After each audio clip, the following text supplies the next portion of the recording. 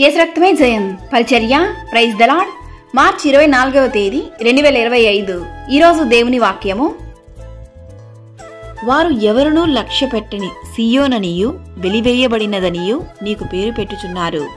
అయితే నేను నీకు ఆరోగ్యము కలుగజేసేదను, నీ గాయములను మాన్పెదను. ఇదే యెహోవా వాక్కు.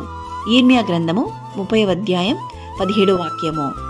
అవును క్రీస్తునందు ప్రియులారా, చాలా సందర్భాలలో ఇతరులు నన్ను లక్ష్యము చేయుట లేదు, నేను అందరి చేత వెలివేయబడుచున్నాను అని దిగులు చెందుతూ ఉంటాము.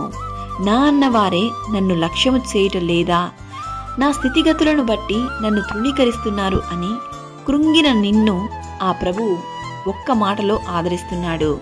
నేను నీకు ఆరోగ్యము కలుగజేసేదనని, గాయములు మాన్పెదను అని.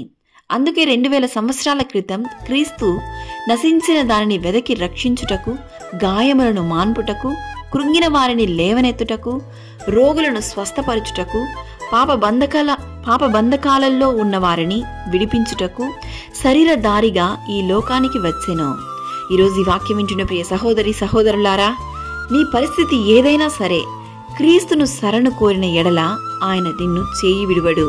ఆయన మిమ్మును పాప బంధకాలలో నుండి విడిపించి, వ్యసనాల నుండి, అనారోగ్య పరిస్థితి నుండి విడిపించి రక్షించుటకు ఆయన సిద్ధంగా ఉన్నాడు. ఈరోజే మీ ప్రతి సమస్యను, ఇబ్బందులను, మీరు ఎదుర్కొంటున్న ప్రతి అంధకార దురాత్మ శక్తులను బట్టి దేవుని సన్నిధిలో మీరు మొరపెట్టండి. ఆ ప్రభువైన అయిన క్రీస్తును ప్రార్థనలో విన్నపించి మీ జీవితాలను ఆ క్రీస్తు యేసు హస్తాలకు అప్పగించండి. దేవుడు నిన్ను ఆశీర్వదించి నీవెదుర్కొంటున్న ప్రతి బంధకాల నుండి ఆయన ఈ దినాన్ని నిన్ను విడిపించును గాక. ఆమేన్. God bless you.